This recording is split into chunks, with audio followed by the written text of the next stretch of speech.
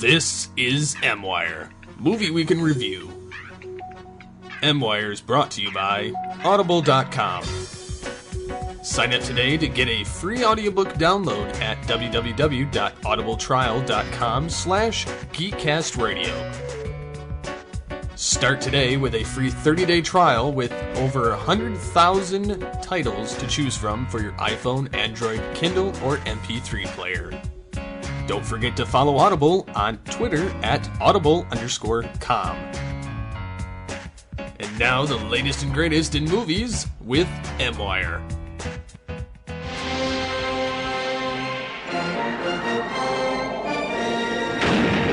Superman 2.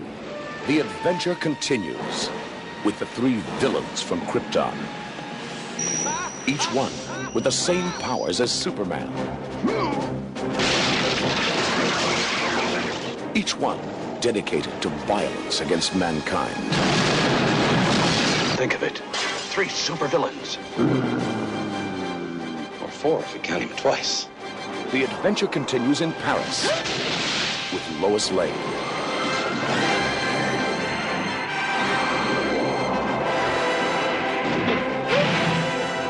I believe this is your floor.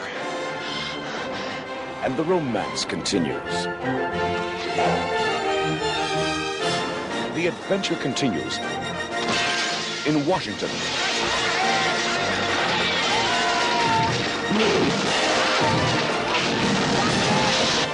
The world is on the brink of destruction. Superman, can you hear me? And Metropolis is in ruins. Superman, help us! Is there no one on this planet to even challenge me? Superman! General, would you care to step outside?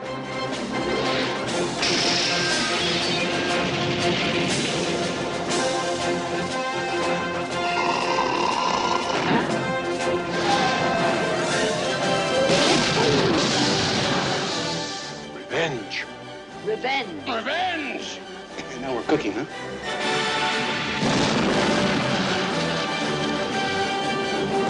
The big one's just as strong as Superman.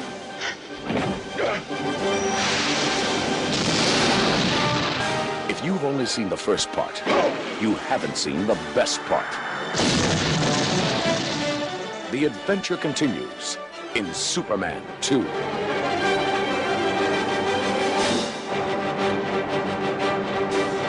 Hello and welcome to the DC Spotlight Volume 2 here on M-Wire. This, of course, is the Spotlight with the Superman films, which is brought to you by the Geekcast Radio Network and Audible.com. I am one of your hosts, Steve, Joe, and Mike, and joining me once again is movie revolt Dan. Hello. Hello. We seem to do a lot of hero movies together between James Bond, I guess technically being a hero depending on which actor you choose to like, and of course Superman is the ultimate superhero. We were going to be joined by Octobotanist, but he had hockey issues come up where he had to go play hockey, so we won't be here for 5 hours debating which cut is better, Lester or Donner. I'm sure Dan has his opinion and I have my opinion, and that'll be that. But yeah, this is Superman 2, Lester versus Donner. When did you first see this one? Wow. Again, like Superman 1, I really don't know when I first saw it. It's just one of those movies I remember seeing when I was younger. Probably on TV or VHS.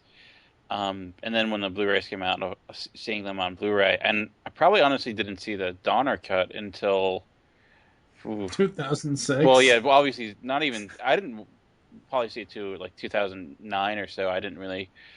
Superman 2 has never been... Superman films have never really been a huge... I've never been a huge fan of them. I did not that I disliked them. They were just not something I would go to very often. But so yeah, the first Superman 2 or the first cut of it, probably when I was a young kid.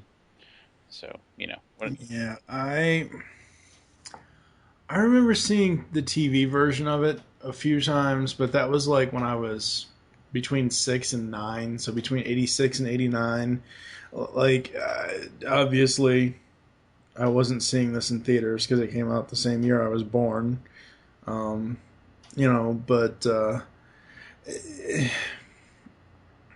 I wish there wasn't this whole thing about Lester versus Donner and what the Salkinds wanted, and I wish it.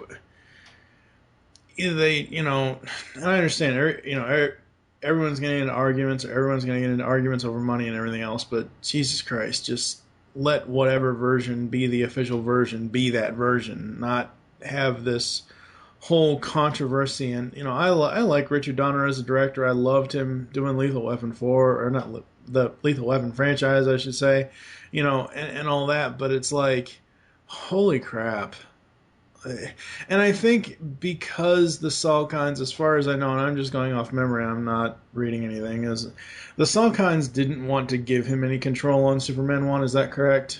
Well, it was, they had a constant battle. Like, when they were shooting, they tried to shoot Superman 1 and Superman 2 at the same time.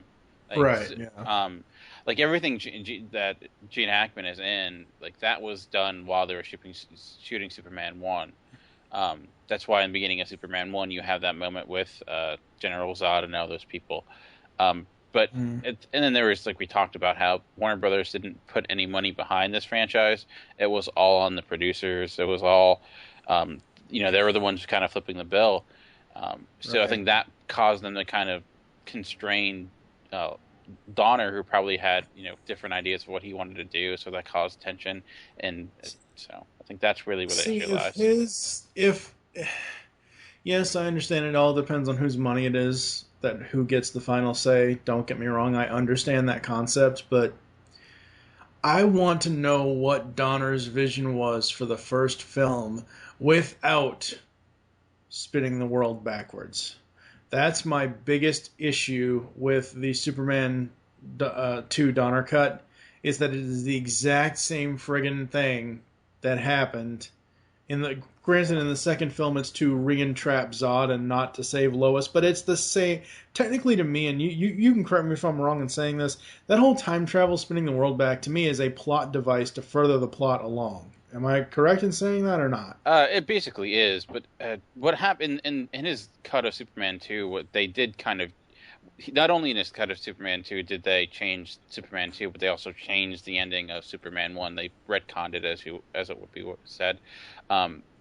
So the idea was that he didn't spin the Earth backwards at the end of Superman 1. That didn't happen. Like, Lois never died. She was never really involved in that final thing.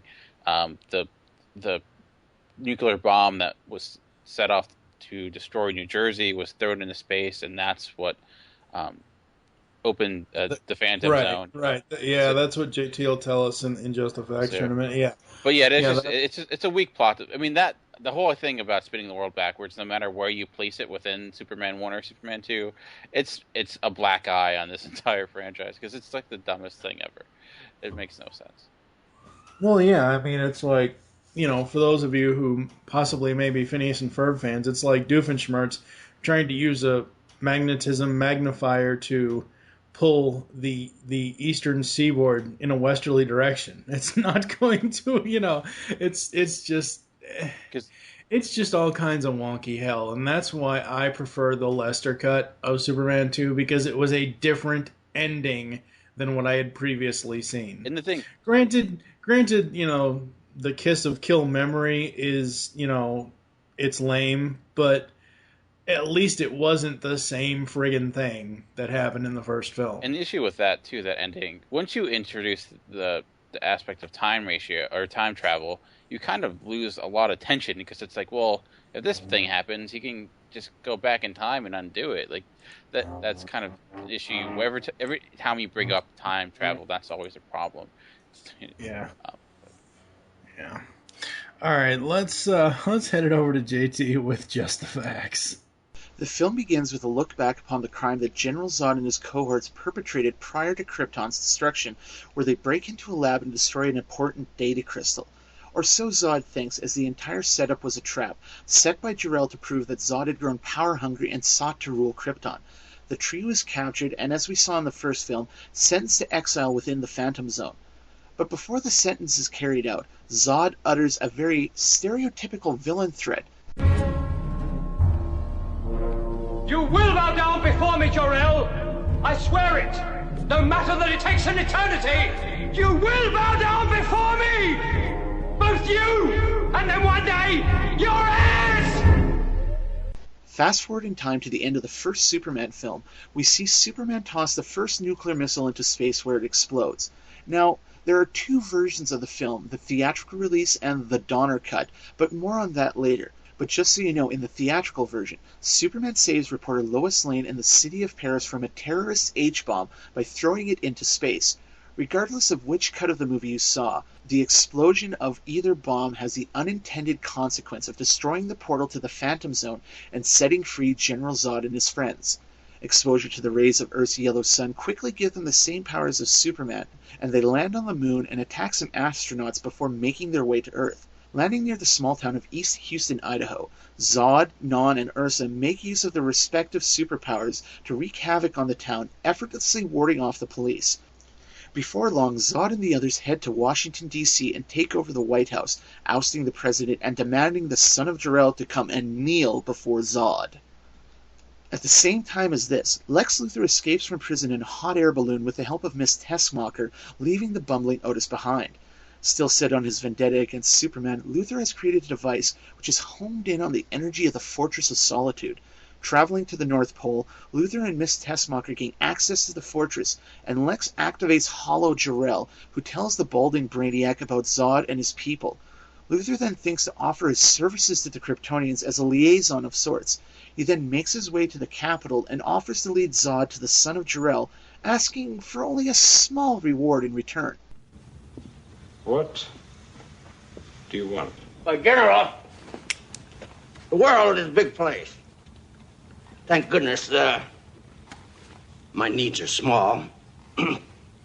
As it turns out, I have this affinity for beachfront property.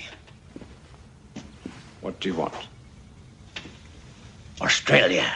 And while this is all going on, Clark Kent and Lois Lane are in Niagara Falls on assignment from the Daily Planet. Clark attempts to use the romantic locale to get closer to Lois, while Lois begins to suspect that Clark is really the Man of Steel. When Clark goes off to get some snacks, a young boy falls off a railing, forcing Clark to change into Superman and save his life. Lois tries to talk to Superman, but he takes off too quickly, and Lois becomes suspicious of how Clark and Superman are never in the same place at the same time. Now, again, there are two different scenes from here on. In the theatrical release, Lois drops a hairbrush into the fireplace in her room, and Clark, not thinking, grabs it, inadvertently revealing his secret to her. In the Donner cut, Lois pulls a gun loaded with blanks on Clark and fools him into revealing his secret. Either way you slice it, Lois and Clark finally admit their true feelings for each other. Clark then changes into Superman and flies Lois to the fortress, unaware Luthor has invaded his home. They enjoy a romantic candlelit dinner before going to bed and making love to each other. Upon waking the next day, Clark consults the Jor-El hologram and asks him what to do, and the hologram advises that Clark forego any personal happiness in order to fulfill his mission of protecting the Earth. He eventually decides to give up his powers to live as a normal human with Lois, and enters a special chamber that Hollow Jor-El creates to remove his powers with concentrated red sunlight. Lois and Clark then make their way back to civilization, stopping at a roadside diner. Clark, Boy Scout that he is, tries to intervene when a rude customer bullies the staff. Completely unaware of how he has changed, the bully puts a beating on Clark, leaving him bloody and bruised. It's then that Clark sees a news report about Zod taking over, realizing that he made a mistake in sacrificing his abilities. Clark sends Lois back to Metropolis while he begins the long, arduous journey back to the fortress. After nearly freezing to death, Clark arrives and manages to reactivate the crystal console that controls the fortress. Jor-El returns and admonishes Clark for what he did, but relents and says he will return Clark's powers, but it will result in the deactivation of the fortress. As the fortress starts to reverse the process, Jor-El seemingly materializes in front of Clark to reassure his son of what's going on. Back at the Daily Planet, Jimmy and Perry try to figure out what happened to Superman, while Lois worries about Clark. Soon Zod, Ursa, and Non arrive with Luthor in tow. They start tearing up the joint looking for Superman. However, the Man of Steel soon returns, his arrival announced by a sonic boom. General? Would you care to step outside? Superman taunts Zod and the rest outside, where they wreck a good part of the city before long. After clashing with each villain in turn, Superman heads for the fortress, followed by Zod and his crew, and Lois and Lex. Upon arriving at the fortress, the Kryptonians call out Superman, who exits the crystal chamber from earlier. Zod then betrays Luthor, telling Non to kill him. Superman tries to get Luthor to lead the three into the chamber so it can remove their powers, but the conniving criminal tells Zod, and his life is spared. Superman then enters the chamber, faking the removal of his own powers while the lights turn red outside. Upon exiting, Zod commands him to kneel and swear fealty to him, but Superman crushes Zod's hand. Luthor realizes that Superman was protected by the chamber, which had been reversed to affect everyone on the outside. Superman tosses Zod into the depths of the fortress, while Non takes himself out when he tries and fails to fly, falling down as well. Lois even gets in a few licks when she decks Ursa and sends her to join the others. Luthor tries to convince Superman that he was on his side the whole time, but Superman ain't buying it. Now, again, here is where the two films differ. In the Donner cut, Superman takes Luthor back to prison, destroys the fortress with his heat vision, and breaks up with Lois. He then executes the turn-back time maneuver from the first film, undoing the events of the film so that Zod is never released from the Phantom Zone. In the theatrical cut of the film, Superman returns Luthor to prison and then erases Lois's memory of the film's events with a kiss, leaving her the only one who doesn't know anything about what's gone on. It's never shown what has happened to Zod after the fight in the fortress. Either way, the film ends with Superman returning the Stars and Stripes to the top of the White House and assuring the president that he won't fail again, before flying off into the sunset and on towards his next adventure. Oh, and he gets a little payback on the bully from the diner, too. This order's to go.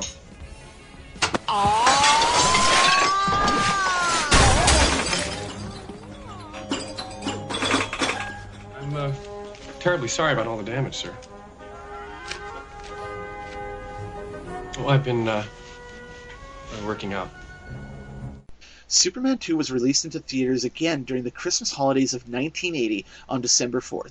The film is somewhat infamous for having two directors, Richard Lester and Richard Donner, who is largely uncredited for his work, but more on that in a bit. The entire principal cast of the first film returned for the sequel, which included Christopher Reeve as the Man of Steel, Margot Kidder as Lois Lane, and Gene Hackman as Lex Luthor. The cast now also includes Terrence Stamp as General Zod, Jack O'Halloran as the Mute Non, and Sarah Douglas as the flare-wearing Ursa. Much like the first film, Superman 2 received praise from many film critics and currently enjoys a fresh rating of 88% on Rotten Tomatoes. Roger Ebert enjoyed the film, saying the sequel lost none of the charm or the fun of the first, ultimately giving the film 4 stars. David Kerr of the Chicago Reader and Janet Maslin of the New York Times also shared Ebert's opinion. In his review, Kerr said that Superman 2 was as perfect a matinee movie as we have ever had, and Maslin said that the combination of Richard Lester and Richard Donner made for a very formidable alliance. Now, you may be wondering why there were two directors on one movie. This is because partway through filming the film, director Richard Donner and the producers the Salkinds clashed over the direction of the film. Donner said he wanted to continue the somewhat epic scope that he had envisioned with the first film, while the Salkinds wanted the production to go in a more campy direction. The Salkinds, however, contend that Donner had gone over budget on the film, resulting in his being fired and Richard Lester coming on board to complete it. Surprisingly, as a result of the two directors' work, Superman 2 is widely regarded as one of the best comic book movies of all time. The controversy of Richard Donner's firing eventually led to a kind of vindication for him in 2006. A special edition DVD was released, dubbed Superman 2: The Donner Cut, in which Donner's vision of the film was recreated with stock footage and test scenes. You may also be surprised to hear that Gene Hackman was barely in the film. Hackman left the production of Superman 2 in a show of support for his friend Richard Donner, necessitating Richard Lester to use body and voice doubles to complete scenes involving Lex Luthor. The character of General Zod would go on to become one of Superman's most popular villains, resulting in multiple versions of the character throughout the Superman franchise.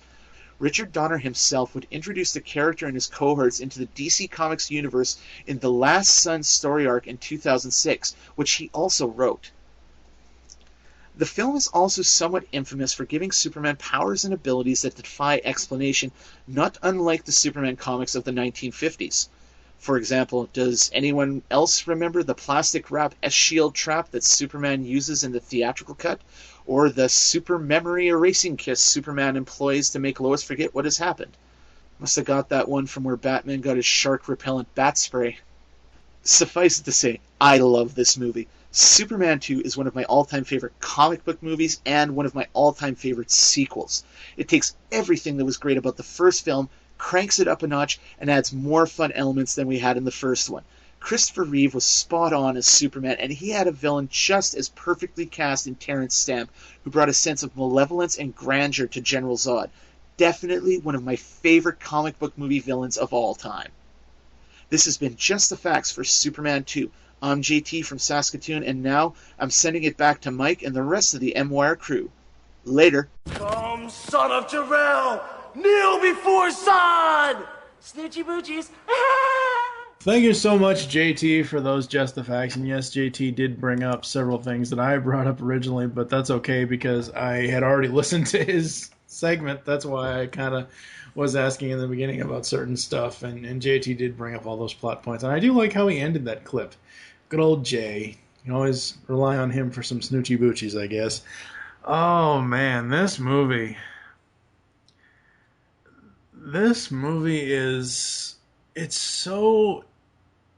I find it more interesting than the first film. It certainly fits in today's standards a lot more than Superman 1 does, just with the pacing. And as a kid, I think I probably enjoyed this one a lot more because there's a lot more action to it.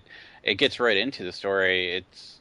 The pacing is quicker. I mean, there are some issues with within the middle act as Lois and Clark go into their investigation of the honeymoon scandal.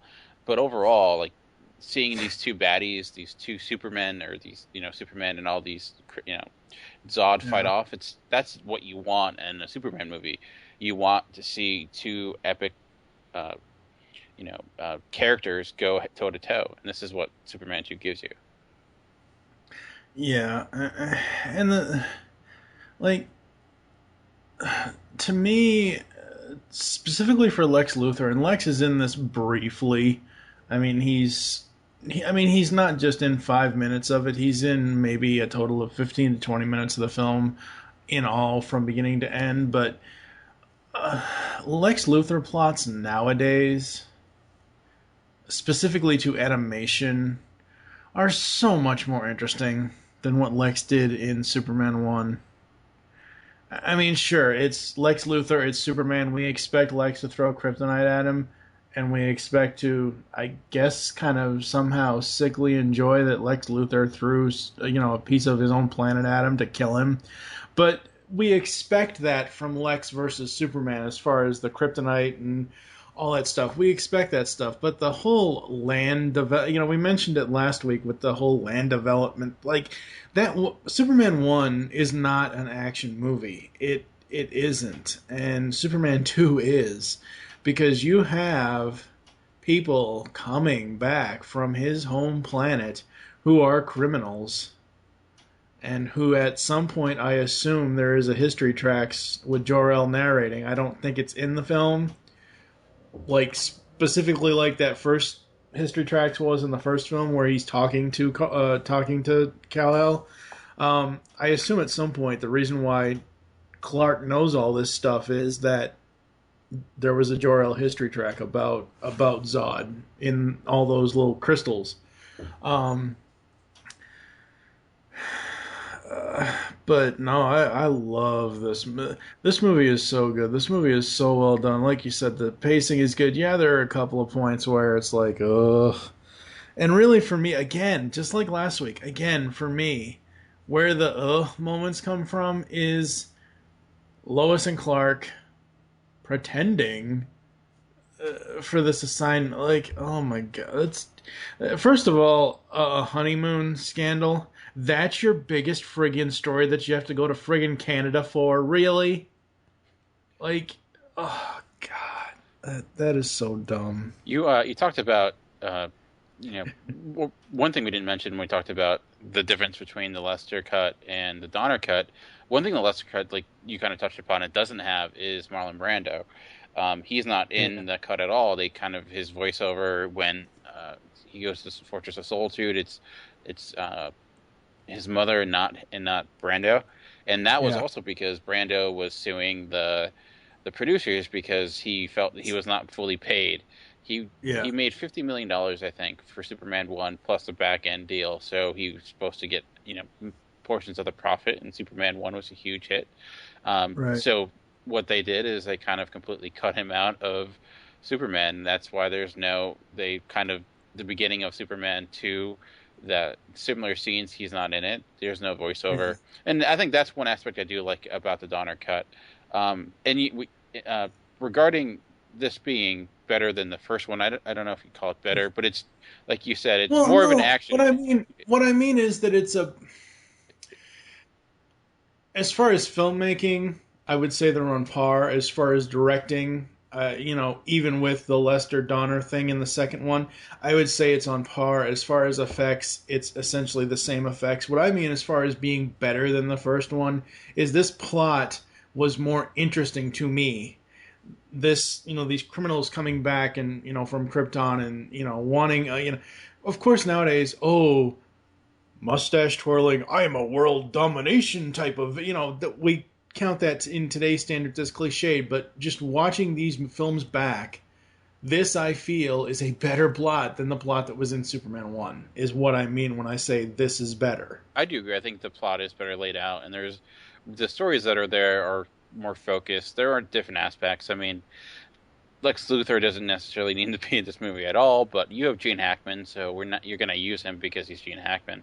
But I do agree, and I think it's kind of the norm with superhero movies.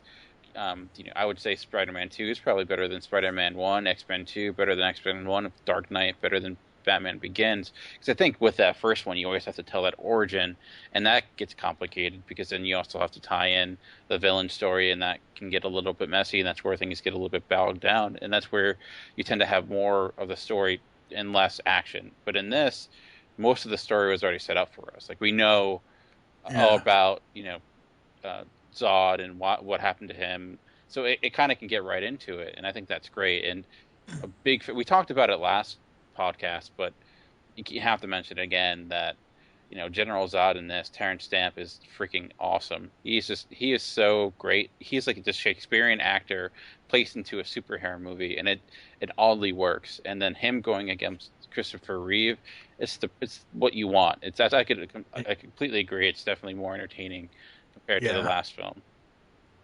Yeah, because the whole point of Superman, the whole point of Kal-El and the House of El, is that they want to help Jor-El's, I wouldn't say mission statement, but his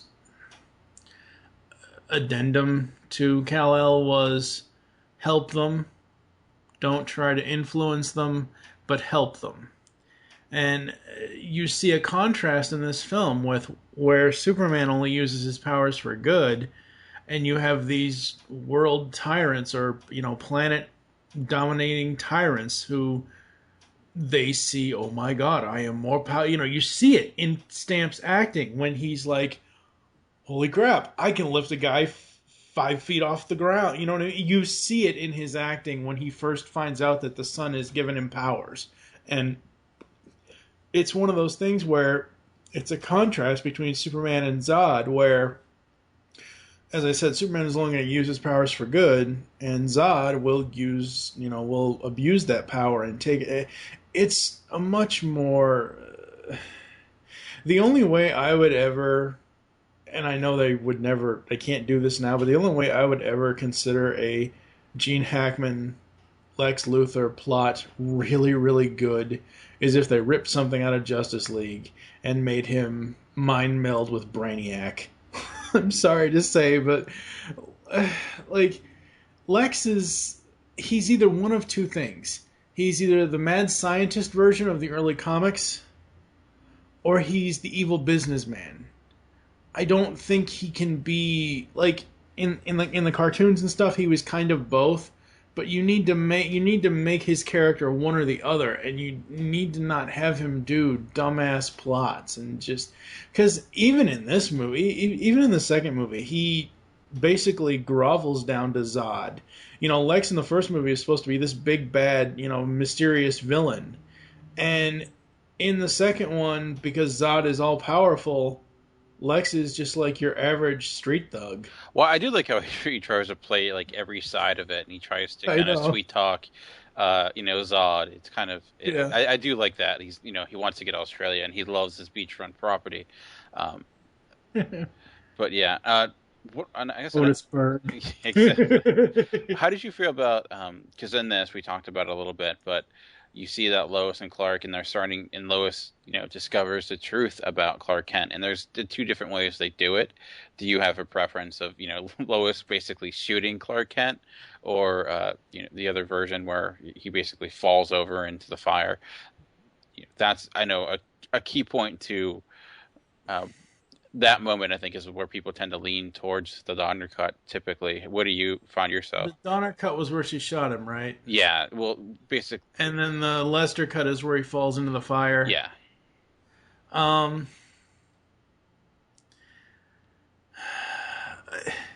Honestly, God, this is going to go against everything I believe in, damn it. But I think it's better if she... I think in that instance is where the Donner cut got it right, where she shoots him. I would have preferred a third option, where he falls off the falls. No, listen. He falls off the falls. He changes, but the only thing he doesn't take off is his glasses. So you have Superman with glasses.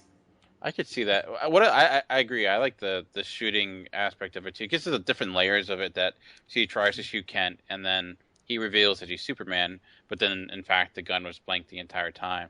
So yeah, because I mean the whole thing with him falling into the fire, that's just like, okay, sure, I get it. Clark Kent is the disguised Superman, is the is the main personality, but there's a certain aspect to Clark's bumbling, and Reeves does it. Reeves had done it so well in the first film and in this one as well. But there has to be a point where you have to, not necessarily your pride takes over, but you have to give up that whole bumbling thing. And I would think that even if the hotel had cameras back then, which I'm sure they had surveillance back then, you would think that even if it had cameras in it, you would think that, he would be fine with just assuming it's the two of them in the room, and just kind of instead of just either her shooting him or my theory of him just falling off the falls and then coming up with the glasses on, just have him stand there and have him take the glasses off, put them back on, have him take them off, She can't be... Lois is not dumb, trust me. Yeah. She can't be that oblivious. You know what I mean? True. I guess, too, we should also mention, like, when it comes to the action in this, I feel like there's some really great action beats. I love when they come to Planet Houston and they're attacking the army and all those moments. And there's some comedic moments for sure. But so did Superman 1 had a lot of comedic moments as well. Like, people kind of look at Lester for adding a lot of campy comedy, but Superman 1 had a lot of campy comedy too, like with Otis and a lot of other moments as well. So did you have any issues with the comedy in this? No, I didn't, because it's one of those things where the comedy is in the fact that Zod and his hench people are aliens. Like, yes, technically Superman, Kal-El of Krypton is an alien, but Superman's been here for 20, 30 years. You know what I mean? By the time he lands in the first film to the time that he aged, when the time passes in the first, you know what I mean? Yeah. So he's been there through, since a young child, through high school, through whatever, and then into adulthood. And Zod and his cronies are full-grown adults landing on a foreign planet that they've never known before. So, of course, they're going to say, "Take me to Planet Houston." Of course they're going to do that. And that comedy bit doesn't bother me at all, because that is something I would expect a foreigner or someone to do. That's just, that's just like you or I going over to England or any other country we've never been to. You know what I mean? Yeah, I agree. That's like me going up to Niagara Falls when I was 12. Take me to the Falls of Niagara. Of course, that's not how they say. You know what I mean? It's one of those things where you're in a strange land and you don't know anything. So that comedy bit and that line of "Take me to Planet Houston," that does not bother me in the least bit. Yeah, I think the comedy in this fits the tone overall. It's similar to the first one. I mean, there's moments where you're kind of like, okay, you're taking a little bit too far with the fish out of water stuff and whatnot, but it wasn't anything worse than Superman 1. And there are some issues I had with the Lester cut. I don't really have a preference if you're going to say which one's better. I slightly enjoyed the Donner cut a little bit more, just because it limits the stuff in Niagara Falls. The beginning of Superman 2 is probably the weakest point of it, because it tries to it needs to come up with an explanation of why Zod was able to escape from the Phantom Zone. So they just have to have this random terrorist act in France for no apparent reason, and it doesn't make nearly as much sense as the way it would done in the Donner cut. Yeah. So I think that is maybe why I enjoyed the Donner cut a little bit more. But overall, I think they both have their own issues. But what did you think of? There's that action beat in the beginning, like the Paris scene, and there's that fight in New York City with Superman and Zod's army. How did you feel about the overall action in the movie? The overall action of the movie is damn good. Was it too hard to get the actor Fernand to actually talk? Like, I get, we need to have some sort of character or some sort of character type that he's the strong, muted / mumbly type, but I didn't really. Obviously, Non is there to be a non-character, I guess you could say, to the point where he's supposed to be the brute force of Zod's army, and the woman Ursa, I just don't get her. I like Ursa. I don't know. There's something. I liked her. I'm not saying I don't like her. I'm saying I just like Zod is the overall ruler. Non is essentially a foot soldier. Other than reproduction aspects, I don't see why Ursa's there. And I know that's very sexist of me to say, but I don't, outside of her and Lois having a cat fight, I don't see her use. I don't know what let's say, for example, the movie ended badly for Superman and Zod took over. What is her role going to be in the new Zod government? I think, other than to, stay pregnant. Well, I think she would have. I'm assuming she'd have more roles than that, but I think, to me, she almost was the most evil of everyone. I don't know. She seemed to enjoy just the violence the most compared to all the other characters. I think Zod had a sense of calmness to him. He was just above everyone else, but I think she enjoyed inflicting pain. And with Non, I got a really big Jaws vibe out of him, like this big, huge, strong guy that doesn't talk.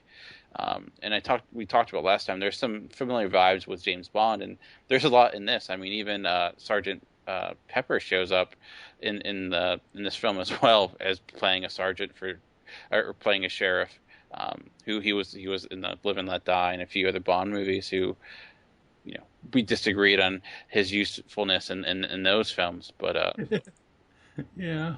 But yeah, I think the action is pretty steady. It's been a long time. It's been over 30 years. Wow, it's kind of crazy, but I think it holds up pretty well, especially the fight in Manhattan.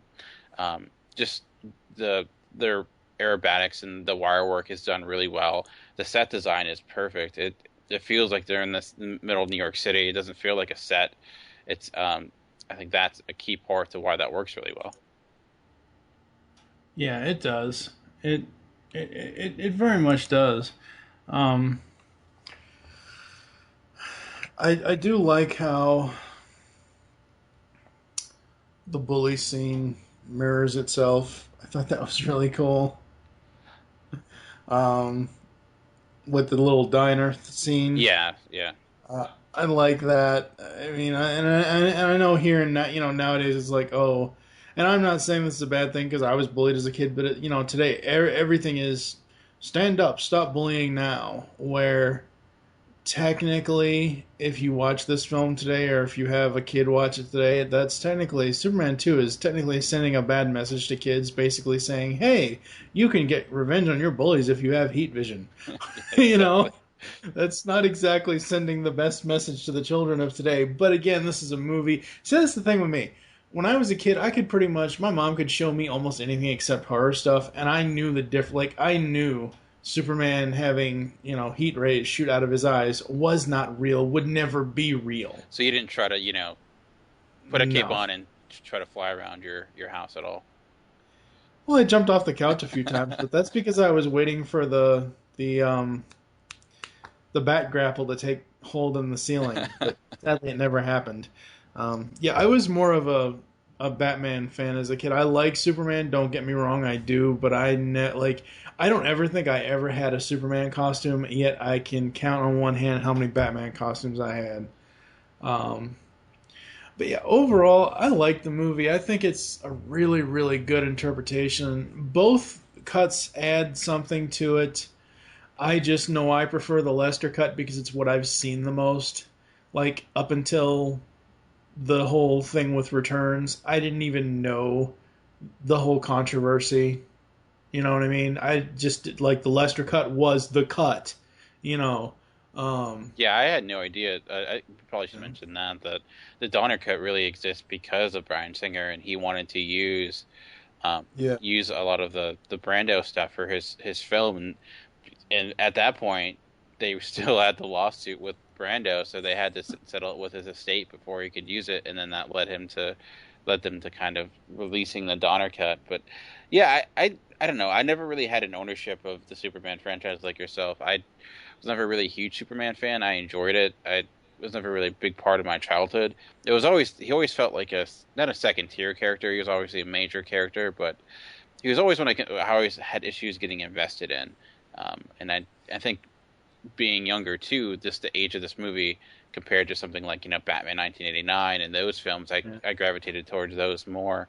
So I know a lot of people have a preference, and I think to me, I kind of like the Donner cut more just because I like how tight it makes the first two films. But overall, I don't really think there's a huge difference. I know people make it seem like they're completely two different movies that have nothing in common, but the differences are really minute. I mean, I think there's bigger differences between, say, like the Blade Runner original cut and the director cut of that film compared to these two different versions of Superman.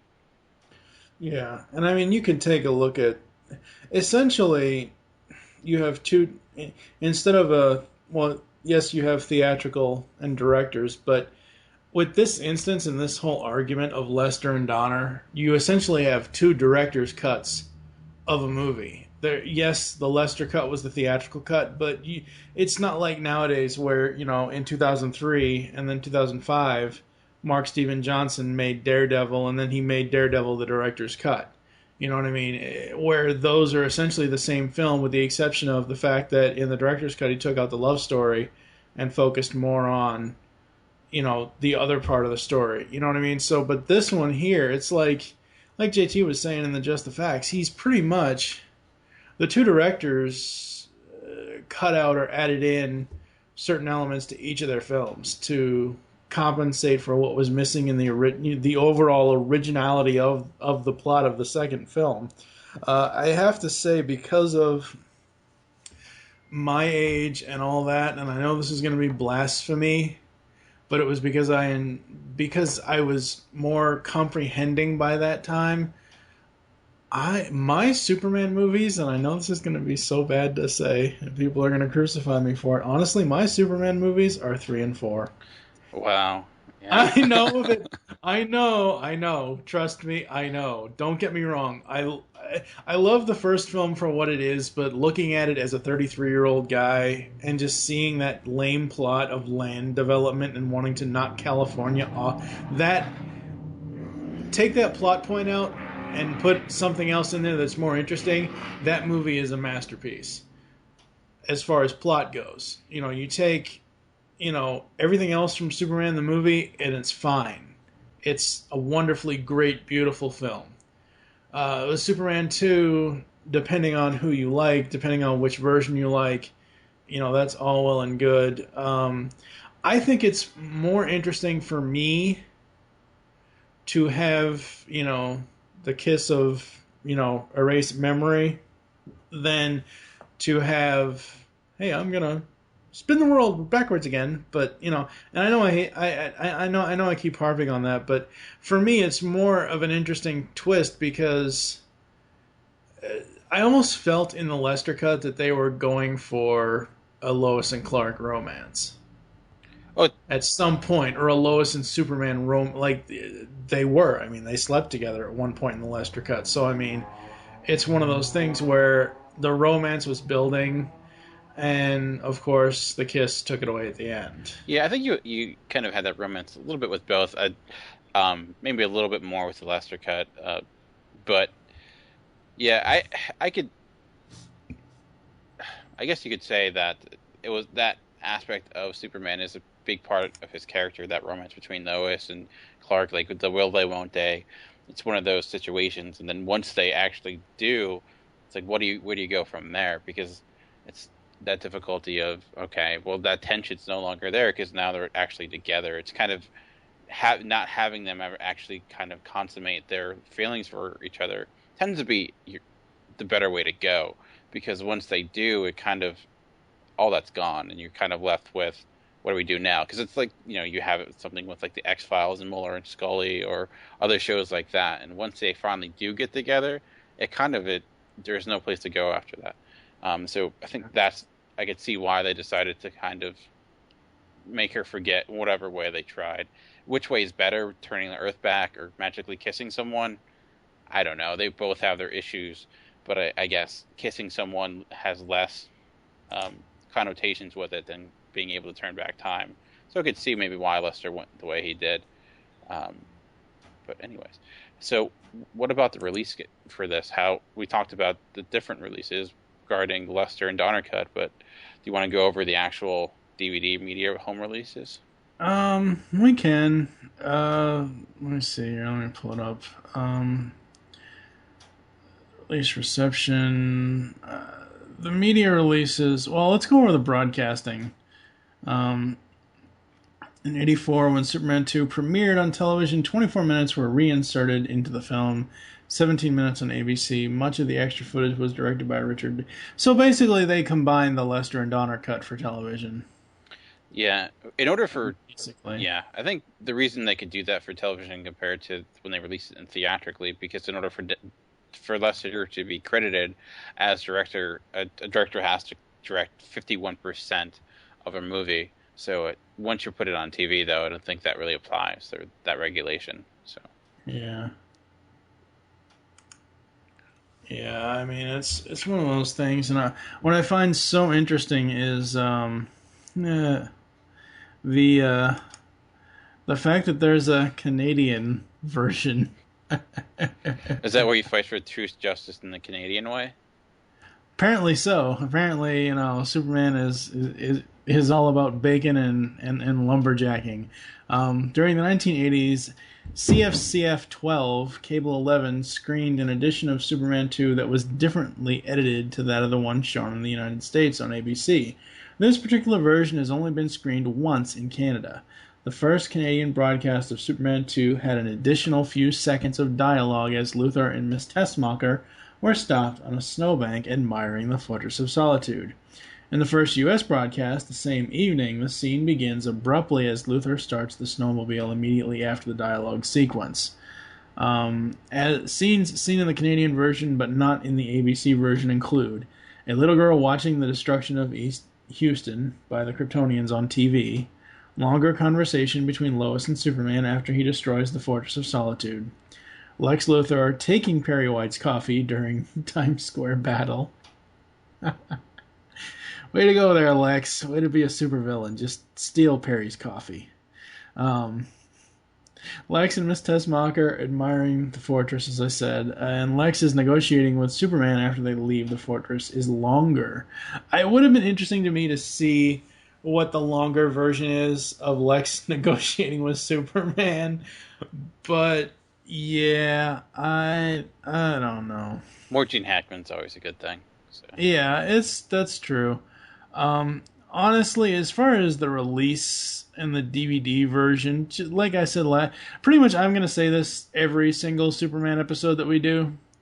Just get the Ultimate Collector Edition that has the 14 discs if you're getting DVD or 8 discs if you're getting Blu-ray. I mean, outside of the fact that they'll probably do a new version once Man of Steel comes out later this year, currently before Man of Steel gets released, that's your best and full encompassing Superman box set. Is if you just want regular DVD, it's a 14 disc set. If you want Blu-ray, it's an 8 disc set. And it has each of them have the same features on both, no matter which one you get. So yeah. Overall, let's go ahead and rate this. We are the IGN crew. 1 is don't watch this even if it's free on TV. 2 is worth a watch if it's free. 3 is worth adding to the Netflix queue. I don't think... It really makes me mad how Netflix contracts work. I really want to sit in on a Netflix business meeting one of these days and just see how they go about negotiating with studios, because I know at one point at least Superman 1 and 2 were on Netflix for streaming. They are not as of right now, as far as I know. No, they are on HBO Go, though. I think HBO has the rights right now. I think they try to get when they can, but I just recently watched them on HBO Go, and they're in the overall the film quality on HBO Go is pretty fantastic. But it's strange because they don't have the fourth one, but they have the first 3. So I don't know if the fourth one is under different licensing or whatnot, but you can find them there. Yeah, it might be. So yeah, what do you rank Superman 2, 1 to 4? Well, I gave Superman 1 a 4, and a perfect score, and thinking this one's a little bit better, I guess I would have to do the same again for Superman 2. I guess if you're going simply based on a film standpoint and storytelling standpoint, I'd probably say Superman 1 is better also for its legacy and what it did for the superhero films in general. But as entertaining, if you want some great action scenes, the little kid in me probably prefers Superman 2, so I will also give Superman 2 a solid 4. I'm the same way. This movie, and specifically to me, and I'm not going to repeat what I've already repeated, but I'm going to say something. I'm going to word it a little differently. To me, the Donner cut, the first, maybe 15 minutes of it, or however long that intro scene is, it's essentially recapping the first film for me. That's why I prefer the Lester cut. I give the Lester cut a 4 out of 4 because it just deserves it. It is a better story if you're looking at it as Superman 1 was Donner's, Superman 2 is Lester's.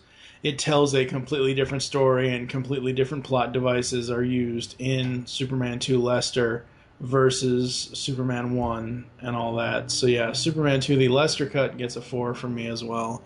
We are going to take a quick break. You're going to hear some ads and some other stuff, and we'll come back to close the show after this. Coming to Grand Rapids, Michigan on September 21st and 22nd is GrandCon Gaming and Comics Convention, presented by Celebration Cinemas. Join us in playing or chatting it up with fellow enthusiasts in a community that understands your passions. Get lost in the adventure of your favorite role-playing game. Admire costumes and art from vendors and attendees. Meet the creators behind your favorite mainstream and independent games and comic books. Check out unpublished games and sneak peek at things to come. You can get all this and more at GrandCon. For more information, please visit www.grand-con.com. Hello, pop culture connoisseurs. Do you gain a dark sense of peace when the guilty are punished by a violent vigilante? If so, maybe you should get some therapy, and then subscribe to Punisher Body Count, the net's best podcast concerning all things Frank Castle. I'm Dane Lamont. My co-host Jake Williams and I cover the good, the bad, and the hilarious on the Punisher comics, movies, and news. Do you like chummy co-host banter? We got that. Oh, God, you need to get your fucking No, you need to man. fucking pay attention to the fucking movie. You want kick-ass guest interviews? How about Mike Barron and Tom Jane? No, I like a little bit of grit in my cigar. You want carefully considered in-depth analysis? I mean, yeah, just won Best Picture at the Oscars yesterday. I mean, it's no Terminator. But it was still, Good luck with that. Punish your body count. Twice a month on Geekcast Radio. It's impossible. Lois could never have Superman's baby. Do you think her fallopian tubes can handle his sperm? I guarantee he blows a load like a shotgun right through her back. What about her womb? Do you think it's strong enough to carry his child? Sure, why not? He's an alien, for Christ's sake. His Kryptonian biological makeup is enhanced by Earth's yellow sun. If Lois gets a tan, the kid could kick right through her stomach. Only someone like Wonder Woman has a strong enough uterus to carry his kid. The only way he could bang regular chicks is with a kryptonite condom. That would kill him. We are back, and yes, thank you to all of the people who advertise with us here on M-Wire and all the other GCRN shows. I'm not sure what kind of I pretty much already said my final thoughts. Do you have anything else you want to bring up about Superman 2, either one of the cuts? I guess if you're going to say anything about the two is, one thing I still don't understand is just complete the teams that have kind of formed between the two films. Like, you know, you have the Lester loyalists and the Donner loyalists and whatnot. And I just think if you look at them without kind of the stigma of what happened and kind of how, you know, Donner legitimately got kind of screwed by this studio system, I don't think they're that different. I think there's they don't feel like two different movies like some people make them out to be. And at the end, if you're going to kind of look at the overall quality of the films, I think they're about even. They're not that, they're much different. What Donner adds, he also takes away a few things that Lester put in that I quite enjoyed. So, but I think too, more importantly, what Superman 2 does, just as a grand scope of things, is show what you're capable of doing with a superhero sequel, and how you can, once the origin is set in place, you can kind of allow your character to even further evolve and really add in some amazing set pieces like this film does. And I think without Superman 2 and how successful it was, we perhaps wouldn't get a film like The Dark Knight or X-Men 2 or what have you. So I think it's a really important movie beyond just being, you know, beyond just the controversy of the different cuts. Yeah, no, I agree. I think, and I'll say this next week, the reason why I brought up the whole fact of that 3 and 4 are kind of like my movies are because, like I think, what would 3 come out in 83, right? Yes. Yeah, see, by the time I saw 3 like in 86 or 87, and I know 4 came out in 87, so the reason why I like 3 the most has nothing to do with Richard Pryor, has nothing to do with the money scheme, nothing to do with any of that. It has to do with the kryptonite poisoning and the fact that you have 2 Supermen, one good, one evil. You have 2 sides of it. Like, that to me is what is so interesting about that movie. It has nothing to do with the crappy subplot or the strange relationship that what's his name and his bitch have with each other. That lady's creepy as all hell. But we'll get into that when we talk about Superman 3 next week. I would like to thank everyone for joining us here in M-Wire's DC Spotlight Volume 2. And for now, I'm TFG and Mike with Movie Revolt Dan. Stay super, ladies and gentlemen, and keep those film reels rolling. We'll see you next week with Superman 3.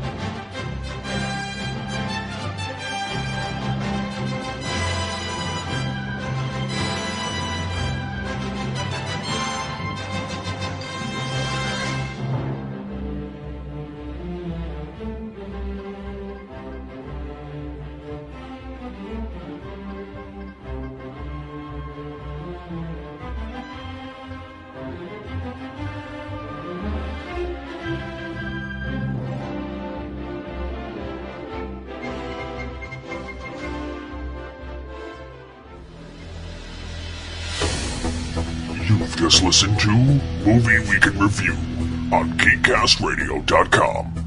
If you would like to leave feedback on the show, there are many ways to do so. First, you can visit the website, GeekCastRadio.com, where you can comment on the episode and all of our different podcasts. Be sure to rate our show on iTunes and leave us feedback. You can follow us on Twitter at GCRNMwire. Become a fan of us on Facebook by searching Geekcast Radio Network. You can email us at feedback@geekcastradio.com. Call the voicemail line 502-526-5821. Please remember to tell us the show you're leaving the message for and your name. So until next time, unleash the geek in you. In a world, there, I said it, happy,